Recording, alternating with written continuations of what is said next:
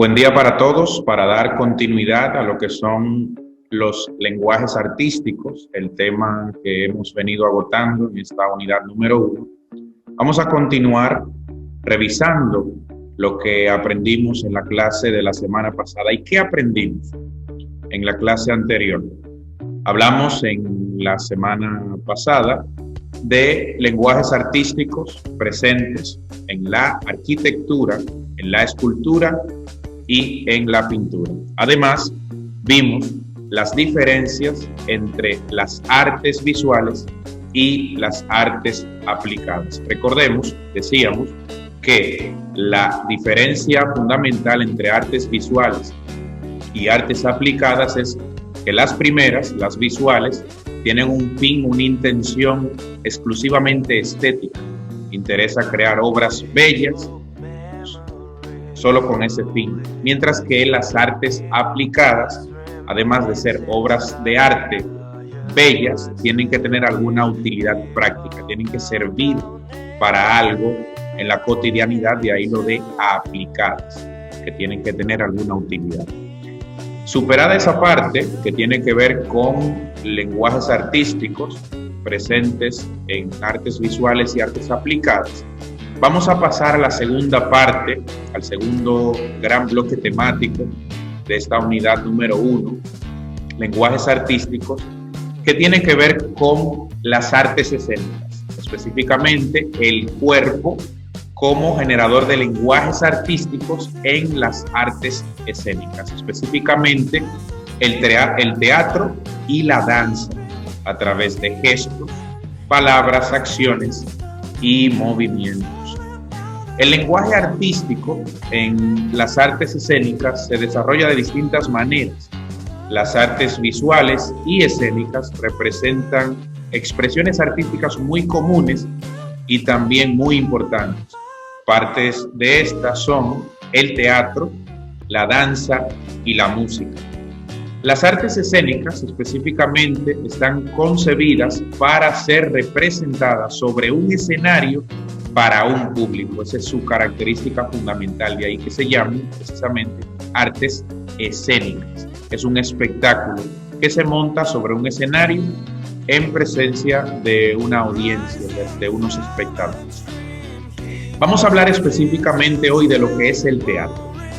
El teatro es la rama de las artes escénicas relacionada con la actuación, en la cual se representan historias frente a una audiencia, como explicamos antes, sobre un escenario frente a una audiencia para unos espectadores. Es también un género literario que comprende obras escritas pensadas para ser representadas ante un público. De manera que el concepto de teatro tiene estas dos acepciones, digámoslo así. El teatro como espectáculo, pero también el teatro como texto que se produce, texto literario que se produce para enriquecer esta forma de arte. Una representación teatral consta solo de dos elementos esenciales que no pueden faltar: los actores y el público. Si no hay actores o no hay público, pues no hay teatro, porque si no hay actores, ¿quién hace teatro? Y si no hay público, ¿quién va a percibir esa representación teatral? De manera que actores y público son los elementos fundamentales del teatro como rama de las artes escénicas. La representación teatral puede ser mímica, eso quiere decir que puede ser sin hablar, solo usando gestos corporales o utilizar el lenguaje verbal. Los personajes no tienen que ser necesariamente seres humanos, pues los títeres han sido muy apreciados a lo largo de la historia del teatro, así como otros recursos escénicos. Se puede realzar una representación por medio del vestuario, el maquillaje, los decorados, los accesorios, la iluminación, la música y los efectos especiales. De manera que estos elementos que les acabo de mencionar vendrían a ser los grandes componentes del teatro. Repetimos: el vestuario, el maquillaje, los decorados, los accesorios, la iluminación, la música y los efectos especiales. Estos elementos se usan para ayudar a crear una ilusión de lugares, tiempos y personajes diferentes, o bien para enfatizar una cualidad especial de la representación y diferenciarla de la experiencia cotidiana. Es importante en esta parte señalar que hablar de teatro es hablar de arte vivo, como lo definen muchos autores. El teatro es arte vivo, en el sentido de que en el teatro como forma de arte se conjugan muchas artes al mismo tiempo. Se utiliza el dibujo, la pintura, la iluminación, el maquillaje, el vestuario. ¿Para qué? Para recrear una historia que es evidentemente ficticia, que no es real, pero jugando con todos estos elementos se crea la ilusión de realidad. Y entonces es allí donde se crea la magia. El teatro es magia.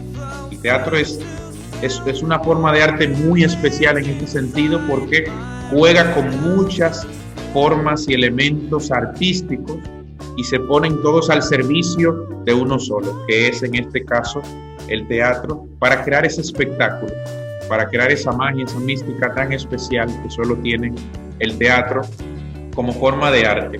Hay otras formas de arte que tienen que ver con la actuación, el cine, por ejemplo.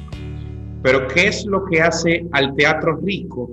Que es arte vivo, es arte en el momento.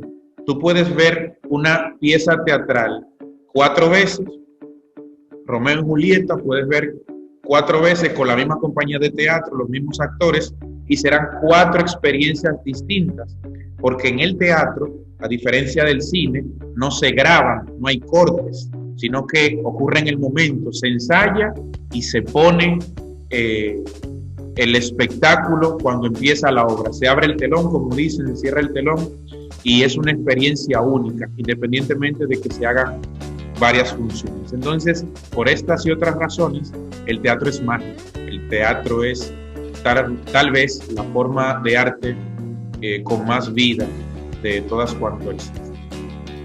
Existen en el teatro 2 grandes estilos, o 2 grandes géneros, o 2 grandes formas teatrales clásicas. Una es la comedia y otra es la tragedia. La comedia es un género dramático que se caracteriza porque sus personajes protagonistas se ven enfrentados a dificultades de la vida cotidiana, movidos por sus propios defectos, hacia desenlaces felices, donde se hace una burla de las debilidades humanas. Básicamente en eso consiste la comedia como estilo o forma de hacer teatro. En la comedia, el protagonista o la protagonista, el actor o actriz principal, suele representar un ser común y corriente y presenta un arquetipo, es decir, una persona con una cualidad particular muy marcada que se va trabajando durante toda la función teatral, como el mentiroso, el charlatán, el fanfarrón, el pícaro, el enamorado, entre otros. Generalmente es también muy crédulo o muy inconsciente, y a diferencia de la tragedia, donde el personaje protagonista tiene un profundo sentido ético del deber, en la comedia el personaje protagónico considera su moral como una cualidad no muy importante, lo que le permite ser muy vital, muy despreocupado, muy relajado, por decirlo así, aunque esto es más bien un obstáculo para el personaje. Por su parte, la tragedia es una forma teatral cuyos personajes protagónicos se ven enfrentados de manera misteriosa e inevitable contra el destino o los dioses, moviéndose casi siempre hacia un desenlace terrible por una fuerza ciega llamada fatalidad, sino, hado o destino, anunciado siempre por diversos oráculos. Si ustedes se fijan en una obra de tragedia en el teatro, siempre hay señales durante toda la obra de que algo malo va a pasar, hay una tensión permanente, aunque no se dice del todo. De eso se trata de la tensión dramática, ¿no? De mantener a los espectadores atentos. Las tragedias acaban generalmente en la muerte o en la destrucción física, social, intelectual o moral del personaje principal, quien es sacrificado por su orgullo insolente frente a su destino. También existen las tragedias de sublimación, en la que el personaje principal es mostrado como un héroe que desafía las adversidades con la fuerza de sus virtudes, ganándose de esta manera la admiración del espectador. Son esas obras donde los espectadores están constantemente diciendo, ¡ah!, tan tensos todo el rato, ¿no?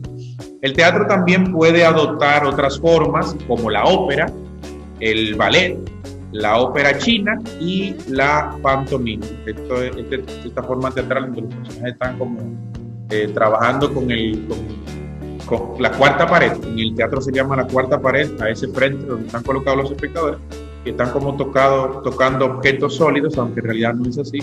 De eso va más o menos la pantomima. En lo que se refiere a la estructura del teatro, hay que decir que el teatro siempre tiene una apertura, que es la parte más importante del teatro como arte escénico, lo que se llama nudo o conflicto. En una obra teatral tiene que pasar algo, si no, no es teatro. Tiene que haber lo que se llama un nudo o un conflicto. No pensemos en la palabra conflicto como algo negativo, porque hemos dicho que en la comedia no hay un desenlace fatal ni trágico, pero sí tiene que suceder algo. El protagonista o los protagonistas, los personajes principales, tienen que presentárseles una situación, sea favorable o trágica, que tienen que resolver durante el curso de la obra. Entonces eso se le llama tensión dramática o tensión teatral, que es lo que se va, esa situación que se va a resolver durante el curso de la obra. Y luego está el desenlace o el final de la obra. De manera que a nivel estructural, el teatro como arte escénico tiene estas tres fases. La apertura, el nudo o conflicto y el desenlace. Entonces, nada, esto es lo que tiene que ver con el teatro como una de las artes escénicas más importantes. Y nada, en la próxima clase entonces vamos a hablar de la danza, la próxima semana, como otra de las formas de arte, de lo que tiene que ver con el conjunto de las artes escénicas. Para concluir, vamos a repasar qué aprendimos, qué vimos en la clase de hoy. En la clase de hoy vimos primero el teatro como arte escénico y los elementos de la representación teatral, y después vimos los grandes estilos teatrales, la comedia y la tragedia. Nueva vez invitarles a que sigan cuidándose, observando con cautela las medidas sanitarias, el uso del cubrebocas en espacios públicos y seguirnos cuidando para que con el favor de Dios superemos esta pandemia lo más pronto posible. Muchas bendiciones para todos, síganse cuidando mucho y nos vemos en la próxima clase. Chao.